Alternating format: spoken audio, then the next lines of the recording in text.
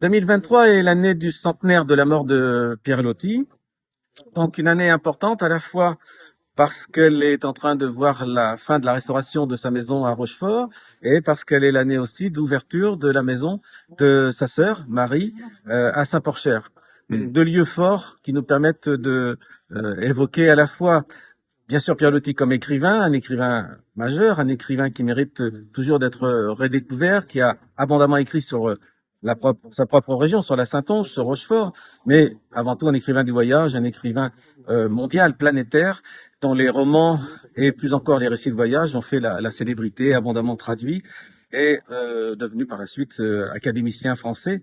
Donc Pierre Loti est un des écrivains qui, à la fin d'ailleurs du 19e siècle, a connu, enfin touché les plus gros droits d'auteur en France, donc une popularité, une célébrité qui a permis notamment justement les aménagements de sa maison de Rochefort.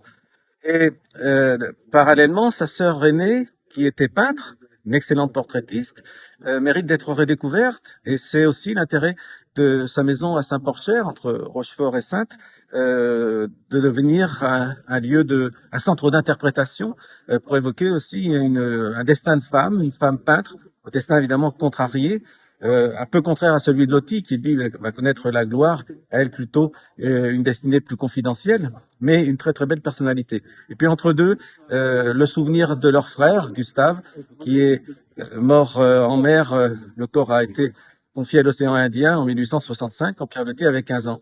65, c'est la période où Marie, sa sœur, s'est installée à Saint-Porcher, et c'est la période où Julien Viau, c'est son nom d'état civil, venait à Saint-Porcher la voir très très souvent, et s'est pris de passion pour les paysages de Saintonge, pour le château de la Roche-Courbon, les forêts environnantes.